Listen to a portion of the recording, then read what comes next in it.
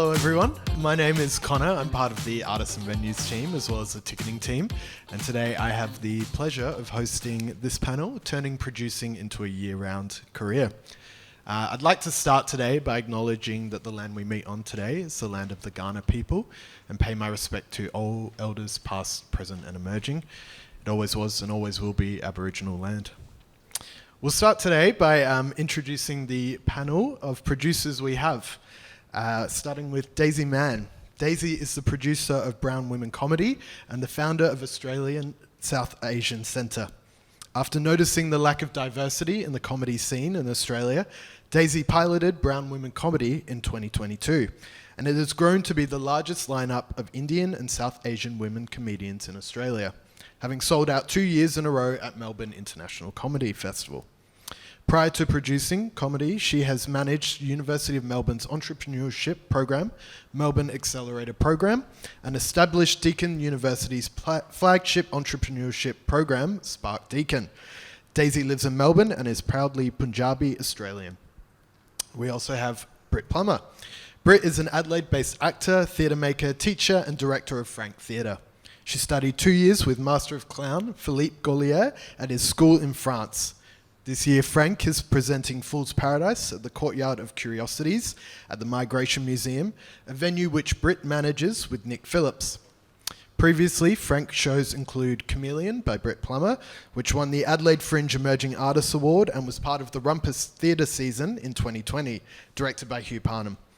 And The Baroque, physical comedies starring Oliver Nielsen and directed by Britt Plummer, which won her the Best Emerging Producer Award in 2021. And finally, we have Joanne Hartstone. Joanne is a multi-award-winning theatre maker, performer, playwright, producer, and presenter, specialising in international collaborations, live theatre and cabaret, and immersive site-specific events. Joanne has built and curated pop-up venues in the Adelaide Botanic Gardens, which was Black Box Theatres, and the Queen's Theatre, and presented multiple seasons as a performer and producer in Edinburgh, Hollywood, London, New York, and Sydney. Joanne has been presenting work in Adelaide Fringe since 2007 and is now a prolific figure in the entertainment industry, who has recently broadened her repertoire into digital events. She won the inaugural Made in Adelaide Award in 2017, the Frank Ford Award in 2020, multiple Best Theatre and Critics Circle Awards, and 2 Innovation Awards in 2021 for her digital theatre work during COVID. Joanne is also a teacher and mentor to emerging artists. Please join me in welcoming our panel. So thank you all for joining me today. We might start by going down the line and tell me a little bit about how you came to the role of a producer. Sure. Well, thank you for introducing us. I thought you were going to read a little bit of it, but you read the whole thing, so hopefully you're still with us. No, I started Brown Women Comedy 3 years ago. I actually didn't even know that I was a producer. I was applying for a grant once, and I put myself down as an event coordinator because I'm not from this industry at all. I worked in higher education in universities, and so I remember applying for this one grant, and I spoke to the people who managed the grants. She's like, "Oh no, that's an artistic expense. You're a producer." I was like, "Oh, okay." So I was really fresh to this in 2022 when I first started. But yeah, it was just, I run a non-profit called Australian South Asian Centre, and we do programs and events that amplify South Asian women. So South Asian is Indian, Pakistani, Sri Lankan, Nepalese, it's that region. And I belong to I'm Punjabi, so that's also in that region. And I just noticed a complete lack of South Asian women in this space. So we do a range of different programs, and comedy was one we met sort of four women comedians who were South Asian, and I thought, why don't we put them together and put a show on? I didn't know I was about to start producing. I was just going to organise it. So I called a venue. I was like, hey, can you give us a discount? Cool, can you give us a discount? Give me another discount. And we put it on, and we thought 30 people would show up. We ended up having to add another one, and about 160 people showed up over the 2 shows and we're part of Melbourne International Comedy Festival. And then I did some research. I was like, wow, this really stuck. And it turns out in like Melbourne Comedy Festival, out of 550 shows, there's only 2 other South Asian women. So there's an audience, and there's about 200,000 South Asians in Victoria alone, I think. So there is an audience that was just completely untapped for us. And that's, our audience. And that's how I got into it. So somewhat accidentally and frustrated with the lack of diversity. Yeah, nice. How about for you, Britt? Yeah, well, I'd just come back from studying overseas. Like, first I studied as an actor here, like a long time ago. And then I went and specialised in physical comedy and clowning, and that all came out of the Fringe circuit because I was seeing all these amazing performers that were writing their own work, devised works. They had this really like gorgeous connection with the audience. And there was a common thread between them all that they all studied with Philippe Goulier. It was like artists like Trick V. Wakenshaw, we had the Fringe Wives Club, Tessa Waters. So I just went, okay, I'll go do that. And then when I got back, I had an idea for a show, and that was Chameleon, and it was a solo show. And well, you know, when you start registering, all of a sudden you're a producer. If you're an independent artist and you don't have a producer, you are a producer. And so that's kind of how it started. There was a little bit of clowning happening here already outside of the Fringe circuit. Hugh Parham, who I know you know, Connor, he's a local performer, was doing a lot of that kind of work. But I thought, well, I'm going to start my own company. It's just me at the moment. I'm going to call it Frank. And I want to explore the human condition, social issues with humour and heart. And so that's where it started. I just made a website. I think it was an Instagram page first. It's always an Instagram page. I mean, even with the venue, we've got an Instagram page. Maybe we'll have a website next year. So yeah, that's kind of how it started. And then I just picked up a lot along the way. And I started having other artists ask me questions. Oh, how did you do that? How did you do that cool story on? Oh, have you ever heard of Canva? You know, so and also I think the nature of being an independent artist, you start applying for grants. Like it's the only way to make work. So you're kind of used to writing about yourself, and so yeah, I was getting questions from lots of people, and then. After that, I started producing other people's work because they said, oh, actually, you do anything this year? Do you want to do that for me? So that's kind of how it started. Yeah, gorgeous. And Joanne, how about yourself? I think it's the same answer, by accident. Yeah. You know, I think I started as an actor training at Flinders University Drama Centre. And then in our final year, we were doing a show called Hamlet, and we had a visiting director, John Green, come and direct Hamlet for us. And he actually said to another professor of mine, Michael Morley, that I'm a good actor, but should be a very good production manager. I think because I was telling people what to do. So I think then as I went through, graduated, went, okay, what next? I wanted to put on a show, so I put on a couple of shows in the Adelaide Fringe 2 at once, of course, because that's what you do. And the back of house needed to be done, so the logistics behind it. And that's sort of how I fell into producing as well as creating. And I think that as a producer, you have to be able to do all of the bits. You know, you have to do the marketing and publicity. You have to do all the grant applications. You have to have a really good understanding of how the show works and why it works and where it works and who the show is for and all those. You have to be across everything. So as little me wanting to be in everything and be able to help with everything, I think I fell into it kind of accidentally, and then realised it was really important to keep doing that, not just for myself and my own work, but actually for our entire industry to keep doing. Absolutely.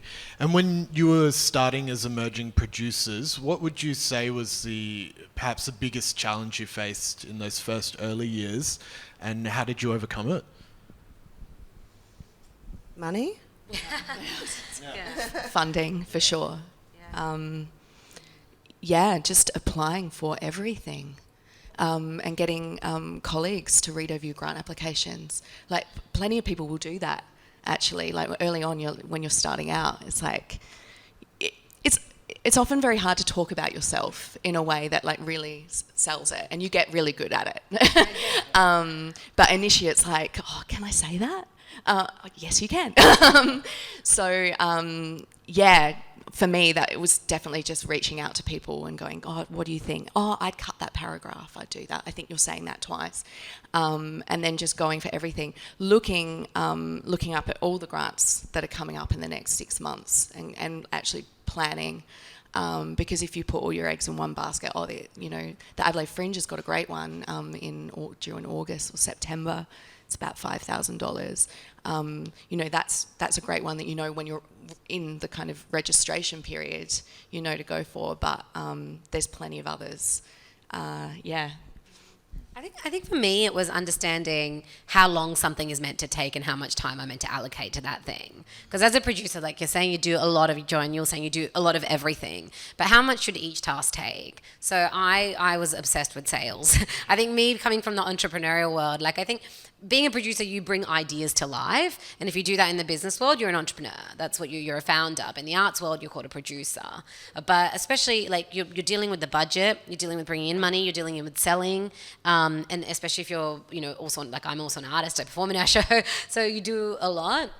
I think for me, the hardest part was looking at, all right, how much time should I allocate to each of these things? Like just filling out the Melbourne International Comedy form felt like filling in a visa application. It was like 10 pages and you need $20 million insurance. I'm like, how badly could we mess this up? Like, what can we do that we need $20 million cover? But there's just so many like little things like that. And then you're designing things on Canva. You spend a lot of time because if you don't want to outsource it, I spend so many hours on Canva. I think I work there. But I'm hoping next year I will hire someone in our 4th year. Yeah. I think there was something else other than money for me was also my sense of legitimacy. And I was very young when I started. I'm trying to do some maths. I think I was about 21 when I started, and I was quickly in the same room as very experienced producers doing, APAMs and those sorts of things. And I was despite appearances, very nervous. And I didn't know how to network. I thought, I don't want to do a hard sell. I just sort of, would hide. But then I also wouldn't see myself represented in the rooms that I was in. It was, 20 years ago was... 18 years ago, was a lot of older men in the room, and here I was, a 21-year-old, fresh-faced, eager woman trying to sort of be at the same level. Of course, I had so much to learn, of course. So then I think it was a self-belief and a belief in the work, and understanding that I was just a representative of the work and the work was the hero. So that was a bit of a mind shift for me as well, saying that I'm important, but I'm also not as important as a lot of this other stuff. So I let that be the hero, and that was a big part of my bringing up into the producing world, I guess. Yeah, gorgeous. I want to interrogate that a little bit more. You were recently quoted saying, if I do my job well, then I should be really invisible. Would you mind elaborating on that a little bit? Yeah, and I've actually had a little bit of feedback about this, not necessarily criticism, because... part of what I do, sorry, I just want to open up to everybody here. I feel like I've got my back to you. Hello. Part of what I do is also curate, and that means that people need to trust me, Joanne Hartstone, and saying, if this is a good show, I want to tell you about this show, so therefore I can't really be invisible. But actually, as a producer, a lot of the things that we do are behind the scenes and just appear to be like magic, Suddenly the show is existing and it's got all the props and it's got all the marketing and it's got all the public liability insurance and it's got all of these things. And so if I've done all of that really well, the audience shouldn't be thinking about any of that. I should be an invisible entity who's just waved my magic wand and made these things happen. So actually, in some ways, that can feel a little bit isolating. But I also think that if you're going, oh my gosh, this is so dangerous, this venue is not the right fit, those costumes are, about to fall off, or, I didn't even hear about the show, then I'm more visible because I haven't done the right job.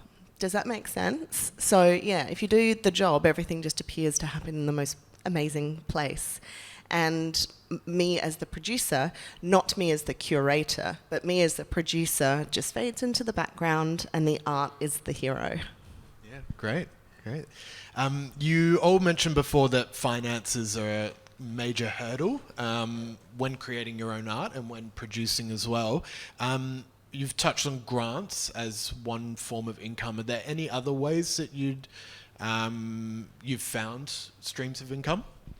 We got like sponsors last time, so just going out to corporates or companies saying, hey, buy 10 tickets or for 20 tickets. So we pitched, and that was, got us a few sort of sponsors. And then we created a category last year called VIP tickets to meet our artists and whatnot. And our artists are emerging, but it was a way to really pitch to sponsors and be like, you get to meet the artist, you get to sit up the front, whatnot. But then that helped us fill up some seats to like double the price, and that was helpful. It was hard, it wasn't easy, and it was really the sponsors that came through were ones we had connections to somehow. We once worked there, someone else worked there. It wasn't anyone I reached out to that I didn't know was definitely hard to get over the line. Yeah. How about yourself, Britt? Crowdfunding. I haven't used it for a show yet, but I have used it for study purposes. I know that the Australian Cultural Fund, through creative partnerships, have got this matched funding. I think there's a couple of rounds a year for that. And so, whatever your target is, it's, $5,000, $10,000, they double it. So you get that amount of money again. So that is definitely something I'm looking into for the next show. But lots of artists do that. And it's a great way for people to support the show. You can offer a free ticket on opening night or that kind of thing if you do a certain donation. But some of the older ones that were around, like Possible, you had to give all these things. And I think a lot of people were getting quite exhausted with all the prizes they had to give out for the amount of money that was given. But Australian Cultural Fund, it's just donate, support. Yeah. Yeah, I've used it myself. It's great. Yeah. Joanne, how about you? So I don't like grants. I don't think anyone really enjoys writing grant applications, and I feel that you can spend a lot of your time creating these projects on paper for them not to go anywhere. And I think that's really frustrating, and I think that there's something in the industry that needs to change about that. And I want to also reassure you, people recognise this. I've been in a lot of rooms at particularly this festival where people have recognised that this is really, it's unpaid work and it's risky work, that you're putting everything on paper. Now, there is a flip side to that to say, you should know all of the stuff that you're putting on paper, but time is valuable. And, all of our time is valuable. Your time is valuable. So I just wanted to start by saying that's annoying. Grants are annoying. The other thing I'd really like to encourage people to do is putting money into, I call it bounce money. It started from when I was like 12 years old and my grandfather unfortunately died, and he left all of his grandchildren like $1,000 or something, But I kept that in the bank as my bounce money that I could tap into at 12 years old. Who am I? What's going on? So that if there was something I really needed, I'd always have $1,000 in the bank, and then I tried to top that up as soon as, and then I wouldn't touch it. So sometimes I went under the $1,000, but then it was part of my savings to kind of get that back. And I think as a producer, we all actually need to remember that we need bounce money. Those costumes need to be bought before the ticket sales come in. So you need to have that bounce money. So I would say for every project, every gig you do, everything, taking 5%, 10%, whatever you can look at in your budgets and putting it into an account that you don't touch, which is so that you aren't entirely reliant on grants to get started at the beginning. And I really think that's important for emerging artists and producers. I think it's important for us to remember as well, so that I have a separate, grants fund, or I call it the grants fund, but actually I feed into it as well. And knowing your value with things. So going into money, I wonder how many artists actually know how much money they need to survive. Have you I'm sure you've done show budgets. Have you done a life budget? Do you know, sure, a lot of people know what their mortgage or their rent is, but do you know how much actually per week you need to survive? And then going, okay, well then if I was going to be paid for a job, that's how much I should charge as a base, plus 30%. Right? And then you know that 30% is your flexibility, but then you have a no-go kind of below so that you can live. Because if you can't live, you can't do your job, the work doesn't happen. And I think that's really important for us to encourage each other with, to say we need to be able to survive. However that happens, some people get benefits, some people have side jobs or main jobs, and this is a side job. That's been my case. I've been a teacher as well, and that's been my main source of income for the last 15 years because it actually pays. And then I take time off to do this stuff, which doesn't pay me enough to last for the entire year. That's now changing because I've invested in myself and my bounce money is there. So that's a little bit of a spin. That's great. But I think when we talk about money, we need to value ourselves and value time and acknowledge that the system is broken when it comes to grants, but they're also a necessary evil. So definitely don't bite the hand that feeds. Yeah. Thank you very much, Adelaide Fringe. Thank you very much, Art South Australia. City of Adelaide for funding our show, for being here. We really appreciate it. Couldn't do it without you. Can I add something to yeah. grants? There are many positives to them. Obviously, when you get them, that's the best. But I actually really enjoy writing them. Maybe I'm one of the only people. I have met a few people like you, but I am not one. Because for me, it's a little bit of a love letter to the work.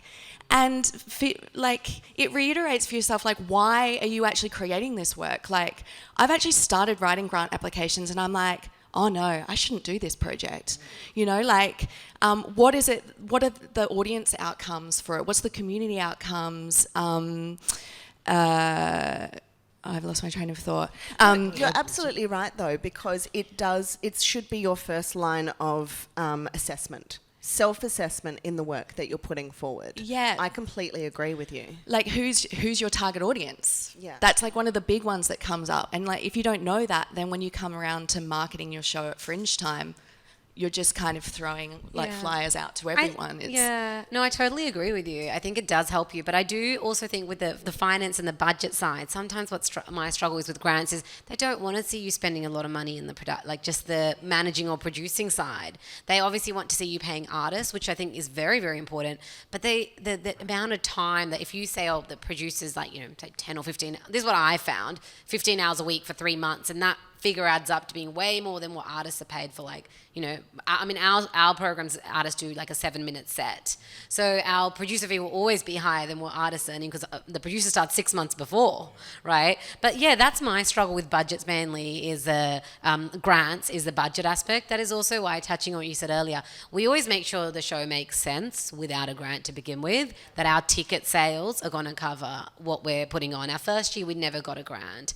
And we started, I know there's a question later about this, but we started really small, low expectations. So I think when you're first starting out, going really small and then building on that success and being like, right, what worked, what didn't, and then you sort of learn and you build off of that. I don't think we would have scaled to the show that we're doing now. So we're doing almost 30 across Sydney, Melbourne, Adelaide, and trying to sell almost around 2,500 tickets. We'll see how we go. But that's built a lot off Melbourne's success last year. And last year we invested, I'll be frank, last year was almost me voluntarily producing. I had a day job, but we invested a lot into marketing, and then that's kind of paying off this year. So it is you're playing the long game. The other thing is I know we touch on this later, but burning out is a big one in this world. So it's play the long game, don't burn out. It's you got to, I started this in my mid-20s, and I was always we got to get this done. And I'm like, you know what? I'm going to be in it for the long game. So let's just pace myself and not fret and stress too much. And then there's always next year to start again. Yeah, absolutely. We might tease that out a bit more now. So you mentioned burnout, and I think the role of a producer can sometimes, as you say, be invisible or doesn't quite get... Slightly thankless as Yeah. well sometimes. Yes. Yeah, doesn't quite get the accolades that perhaps it deserves. Yes, and also you do want the show and the artist to be the hero, Yeah. of course. No one's going to pat you on the back for getting public liability insurance. I want a medal. I want to win a Fringe medal for that. So how We should all get a badge. how do you navigate that? How do you navigate that burnout when it's such a hustle as a producer? For me, it's that attitude which has finally shifted, is that I'm in it for the long game. And if something's really going to stress me out, then I'm like, it's okay, lower my expectations. I think as producers, we all have very high expectations of our own self and our work. And that is what causes our burnout more than anything, is the fact that we want a lot out of our work. We want it to sell out, we want it to go smoothly, we want it to win awards, we want it to get grants. And when it doesn't, when it falls short of any of those things, we feel like we're a failure. And I think that I felt that in, other brown women comedy's done well, but it's been like in other things I've done, I'm like, wow, that didn't go as I planned. But nobody put those expectations on me except me. So I think it is an adjustment of your expectations, is still to be ambitious, but not to tie your sense of self-worth to that. And that's an ongoing journey. Like, I preach this like I know it, but every year it's like there is a little bit of where your self-worth and your confidence and competence is tied to how your sales went or how well your show did. Yeah. I think you touched on it before about having a life budget for things like food. Yeah, like, isn't that nice? I love food. Yeah, and making sure that you eat and drink water and sleep, and like, I don't party like I used to during the Fringe, like, because I'm working. Yeah, so I think I've been to the Fringe Club once. The whole festival so far. Once more than me. Yeah, but I've never been to any of the 3 festivals we've done. I'm like, I'll go get a drink and meet some new comedians. Never happens. Well, because there is often a pressure to go because of the networking aspect. So yeah, you try to go to those things as much as possible, but also prioritize yourself and your sleep. And actually, if I don't have that late night and I get up early in the morning, maybe I can get on top of the emails and get some more press in or industry. Yeah, taking care of yourself first. And Britt, this year you're producing Fool's Paradise, your show, but you're also producing and managing the venue of Courtyard of Curiosities. Yeah. What are the differences between producing an event versus a venue? Yeah. Well, because I'm the programmer and co-producer with Nick, and he takes care of all the production side and I take care of the artists. So I'm like an artist liaison as well. I like to communicate with my artists the same way that I like to be communicated to as an artist and as a producer. So I think that, yeah, my work as an indie producer has really helped with that. A lot of the things are the same in terms of like making sure that I've got lists of like, okay, what do I need to do today? What emails do I need to send as they're coming in? And obviously I'm getting a lot more because we've got 50 acts at the Courtyard of Curiosities. So, when you're on top of your own marketing for your show, but then, you've got questions coming through from it's just like, all the things that I need to do, I've already got that written down for myself. I'm going to communicate that information to you as well, just so you know that there is this marketing opportunity that's coming up. So it's transferring over, I think, because I'm not doing that production side so much. It's taking care of the artists. It's making your list a lot bigger, your to-do list a lot bigger, isn't yes. it? Yeah. And you don't just have a responsibility to the show you're producing, you have a responsibility to all of the artists. And actually, when I was running a venue, I would really feel that responsibility deeply. I would wake up, I would worry about making sure that the shows had everything that they need, the artists had everything that they need, that they felt like I was supporting them. And that was a huge driver for me. And then at the end of the festival, I'd like just collapse for a week and just remember who I am. And I think now, as I get older and I'm a mum, that sort of all-on needs to be more streamlined in a way. But also it's the thing that you do when you're in your 30s to be able to just do it all and then work out the bits that you want to do afterwards. Touching on that, I think about in terms of like well-being, I zoom out for the year. Like sometimes that I just accept that around this season it's going to be really long hours, but then last year straight after I bought a spontaneous flight to New York, spent 2 months there not working, just meeting people, having a great time. I was like, I'm taking a holiday. And so I think it is like maybe day to day you might not have the routine during these festive kind of during the festival seasons, but as soon as it's over, then you're like, okay, what does it take to recoup and refresh? And so when you zoom out for a whole 12 months, it's like, did I take care of myself? Because sometimes I do feel, for me, it feels falls through the cracks on a day-to-day basis during a really peak period, but then I recoup afterwards well and for a long time.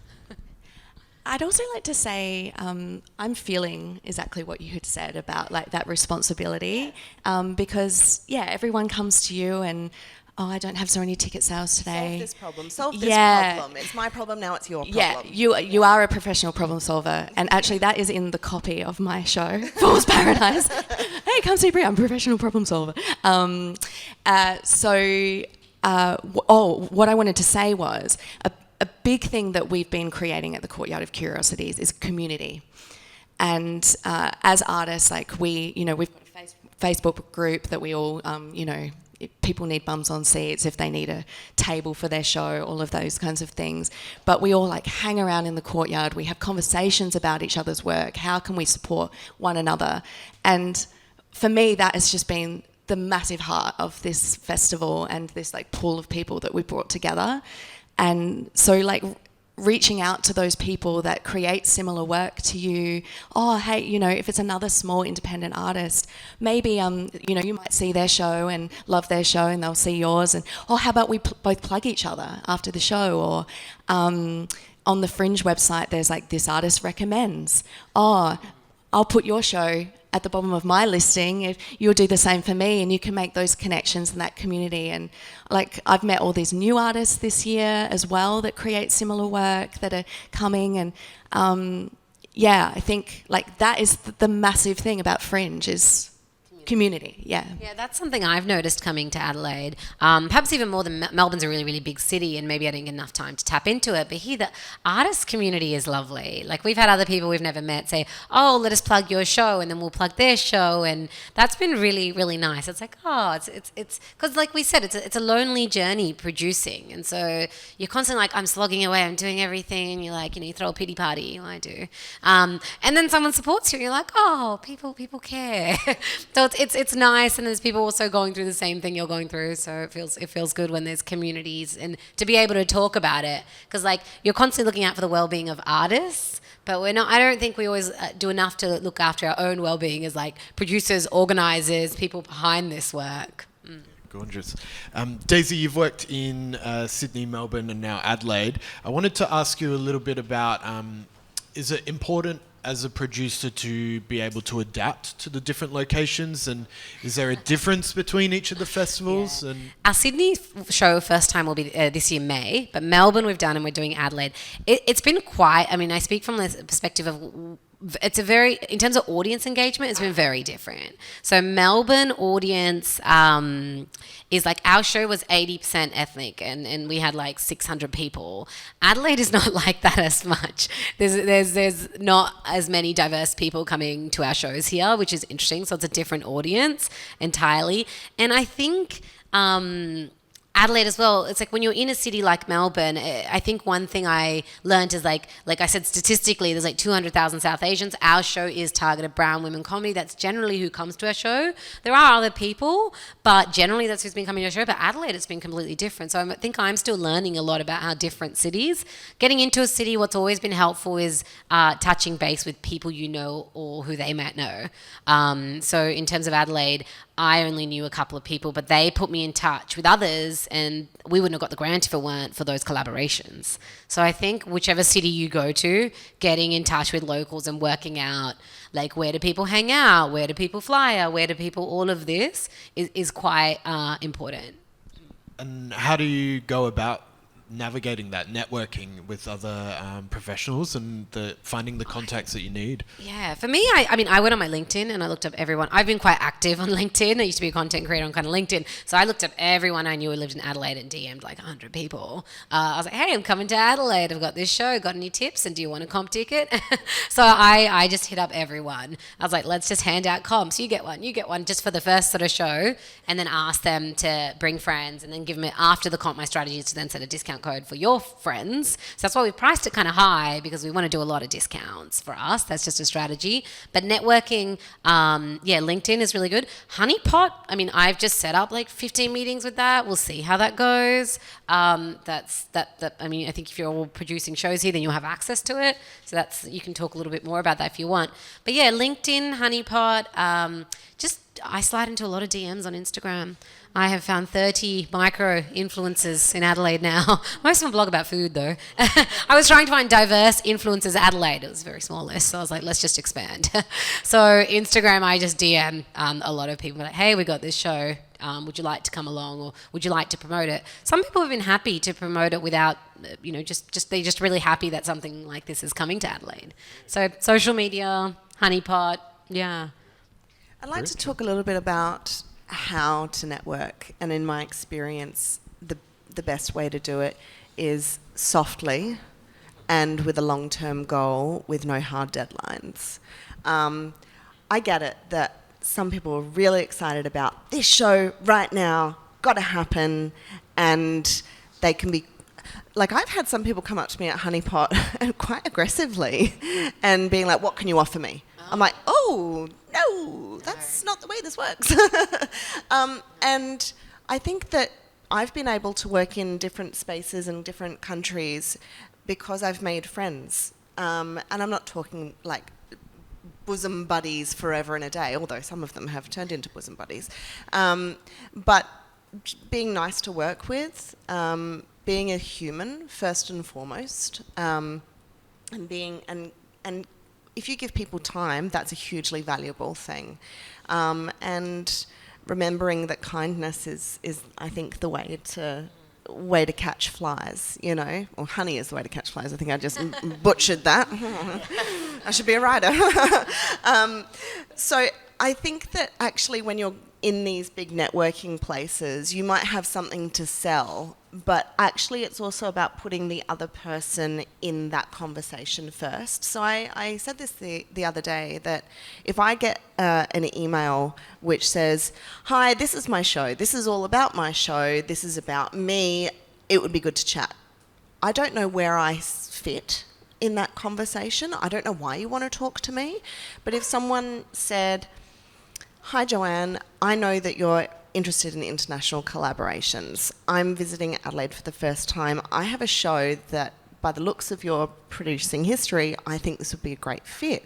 I'd really love you to see it. If you can't see it, I've got video. Could we have a chat? I'm way more likely to engage in that because I know what they want from me and my place within it. And it's also not just like, here I am, notice me, it's great. The person has taken a step back and done a bit of a softer approach.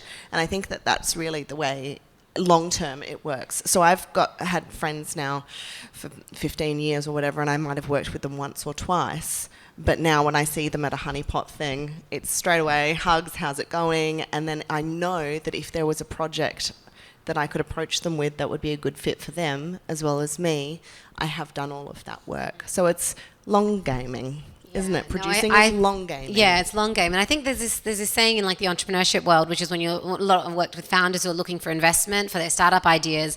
And it's like, if you want money, ask for advice. And if you want advice, ask for money. Which is if you go to someone and say, we need X amount of investment in the founder world, they'll just start giving you some advice. But the reason is, if you're asking people for advice, you're looking for their input, their sort of thoughts. That's one way. But yeah, definitely the long game. And every time I reach out to people for sort of on Honeypot, for me, it's been, hey, our show's on these days, but happy to get coffee, or we can meet on Zoom. If you want some free tickets, let me know. And I only email people where I went through every profile. It took like 10 hours. I went through every profile and I chose people where I thought we might want to go to that country. And then I Googled their theatre and stuff. I looked it up. I don't think I got around to customizing each email because it takes time. Yeah, it does. But also, if you've got a lot of people to contact, you can't quite do that. But even one sentence. Yeah, but we're really interested in coming to. So I made sure I said we're really interested in coming to this country or this thing. But also when you approach them in person, it is I love like Adam Grant's philosophy on. There's a book he's written on give and take, and it's he's got a great TED talk on it, and it's just all about the more you give in life rather than take, the further you will get as well. So it's not a zero-sum game. How about yourself, Britt? I think that you both said it. Yeah. Covered it. Yeah. Done. Absolutely. Efficient. Networking is essential. Yeah. But it's an art. I mean, the only other thing I would add would be, when you're out and about seeing shows, and artists whose work you like, and if you're not a self-producing artist but a producer that's looking to pick up work, like connecting with that person after the show. If there's the soft approach is great. But not too soft. Like, sloppy drunk at 2 a.m. at the artist's bar. I don't know any deals that have done it. Actually, that's not quite true. There have been a couple of deals that have been done at 2 a.m. Under the influence. But generally, you want it to be, during waking hours, traditional waking hours. And if you send me an email at 1 a.m., I will read it when I first wake up at 7 and then forget about it. So schedule things to come in during business hours, if at all possible. And emails are good. I think, if you are out and about and after a show you see that programmer and, you want to go have a chat and it's like, hi, I'm Britt Plummer. I do the show called Fool's Paradise and it's about this. And it's not going to probably go down as well as, I'm Britt. I know that you're... Sam from Summer Hall he's a great friend of mine. I'm doing this work. I really love your venue. I'm going to send you an email in the morning. And then he'll go, actually, I remember that person. I met them last night. This is all coming together. Now I've got a bit more information. But you've had to build up your confidence to be able to do that, right? Yeah, That in itself is the art form, to be brave, to approach Sam, to say, hi, you might not know who I am, but I know who you are. That's a bit weird. Just to have those slightly awkward beginnings and then find the way to iron out the social bonding, as it were. But I think it's also research, knowing, as you said, knowing, that venue I think is going to be perfect for my show. Yes. I've lived there every Edinburgh Fringe I've gone to, and this is why my show is going to work well. Big plug for Summer Hall. Yeah. I love Summer Hall. It's a beautiful venue. Great. You've talked about playing the long game. How do you sustain a long-term career in producing? Therapy? No, I'm joking. Clowning. I think little and often is the way that I've done it, and actually dreaming quite big. So, fun story, I had this vision that I was going to climb the Hollywood sign, and I did. And I didn't get arrested. It was organised. But I thought that would be a pipe dream that I'd never actually be able to achieve. Little old me, Jo Hartstone from Adelaide, I can't go to Hollywood. I did it. And I did it by being brave and doing the thing that I do best and making connections and planning and taking a risk. And then having people who advocated for me as well. And then eventually, yes, I did have a photo shoot up at the Hollywood sign, which was bucket list. So I think you can dream as bigger than you think you can. You really can do the things that you want to, because you have to, but then understanding you have to eat an elephant one bite at a time. So if you have a really large goal, if you have a really large goal, you can do that, and that's absolutely possible. But then your job is to take a step back and work out what those small steps are in order to get to that. So that's why I think little and often is my best way, rather than all at once, cram, cram, cram. My mother describes this lifestyle career as feast or famine. So it's either all on, all happening, all crazy, crazy, crazy, nothing. And I love the nothing times, and I love the feasting times. I don't love the famine so much in all of that, but that has been a little bit a part of it.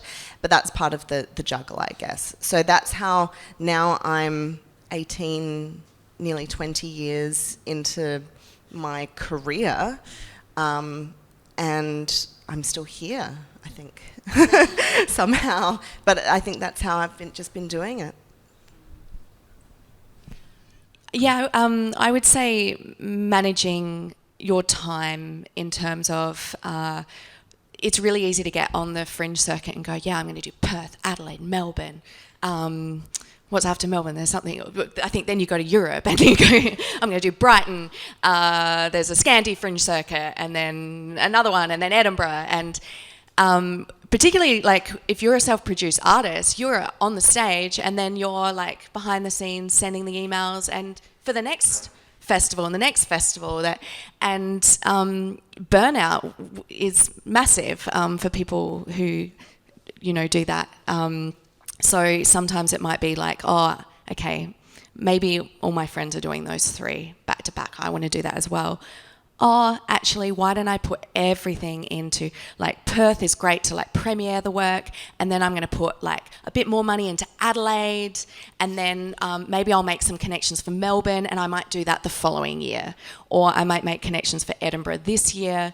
By the end of Adelaide Fringe, I think a lot of the programming is already done. There's a few spots, but I don't necessarily need to jump on that train right now. Sometimes that might feel right because, you have the time and energy to do that, but I don't think it's totally fine to go, oh no, actually I'm going to think about that for next year so that I have the time to apply for funding, sleep, eat, take care of myself, and then maybe I'll have a more successful season further on. I think it's something that I've learnt is that next year's Fringe is going to happen.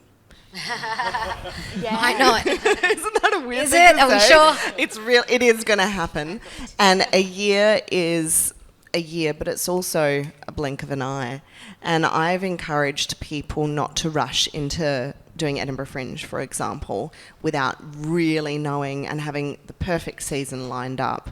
So, as an example, I was working in Edinburgh Fringe as a general manager of the company, as a publicist, producing shows. I didn't take my own show as a performer for 8 years because I wanted to do it right. And then I wanted to have the right show, the right project, right venue, right publicist, right everything, a little bit of funding. And then when I did go, I sold out. It opened doors. It was magic because I had let time give me the information I needed. And I really think there's something to be said about that, not rushing, even though it feels so immediate and so pressing and so now. And this is a very difficult thing to say when people are wanting to pay their bills and they're wanting to live. There's a real difficulty in playing the long game when everything feels so immediate. But actually, I think real success comes for those who plan. And next year is going to happen. So that would be my best advice. I didn't do an Edinburgh Fringe until I'd been 3 years. And that was quick. No, but I didn't go the first year without knowing anything about that festival. It is massive, We've got about 5 minutes left. We might wrap it up by, if there was one piece of advice you could give yourself when you were starting as an emerging producer, what would that be? Just reminding yourself of your why. Like, why did you get into this? It's something really simple, but sometimes we get caught up in the slog of all of the work that's involved that you sort of forget, why am I doing this? So, like, for us, it was, representation, diversity, but even beyond that is like, I never got to see women, brown comedians growing up from from my background, but we cast comedians that talk about things that often have a lot of stigma and shame, that are taboo, like, interreligious marriages and being bisexual, and, some comedians speak about their experience with bipolar, but a lot of things that I never got to hear about, that there's a lot of shame in our community. So anyway, I guess for us, it was like, for me, it's been, what's the purpose of this show? It's to really platform these women who are going to talk about things that people aren't going to talk about, and we're going to have a good time and laugh about it. Yeah, so it's remember your why. Yeah, it would be the same for me, actually. And I would also say, don't let one person not liking your show or like one bad review like kill a season, because is literally one person's experience of the show on that one night, which may have been different to another night. But also, like, the art that we make might not necessarily be for everyone, and if it's more like challenging, and particularly when you're younger and you're an emerging artist, you're like, oh my god, 2 stars, I'm giving up completely. But no, remember all those beautiful audiences that loved your work and came to you after the show and told you that, and all the other things that people said. And learning to dump and move on. That's what my partner says. It's like that, and then you go, and like, you take the bits that you need from reviews. So like, that one might have a really great quote. You take that, you don't put the stars. Then the next one, you might put the stars, and actually there are no pull quotes. So you can tailor all of those things for your marketing to suit you. No, people aren't particularly going and looking up that particular publication and going to find that one review. Exactly right. Hear, hear. My grandmother used to say, don't take the highs too high and don't take the lows too low. And I think that as a producer, you actually have to manage that for not just yourself, but actually your company as well, your artists, your venues, your audiences. And I would really love my grandmother said that to me when I was younger, so I should have learned it by now. But when I was starting off, the stress of launching into a festival was quite overwhelming for me. And now, it's just another festival. And I think that over the years, I've remembered to keep that perspective in mind, that art is vital to life, but it's also not vital just to have that one show. So if something goes wrong, it's okay. We can just cancel the show for the night. You know, more importantly, are people's health. You know, so if a performer is unwell, it's okay. It happens. We move on. We take a next step. There's a lot of stresses that we carry as producers. We carry everybody else's stresses and our own. And so therefore we need to be quite emotionally resilient.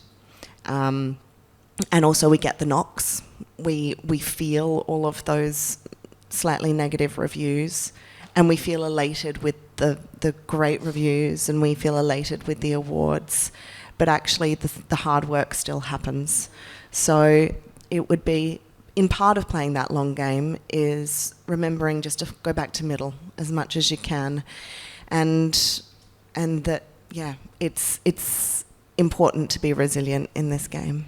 That was so therapeutic. Thank you. My mother is a psychologist. That was wonderful. I needed that too. Gorgeous. Yeah. Thank you very much. It's been an absolute delight hosting this today and tapping into your wisdom. So please join me in thanking Daizy, Maan, Britt, Plummer and Joanne Hartstone. Thank you, everyone.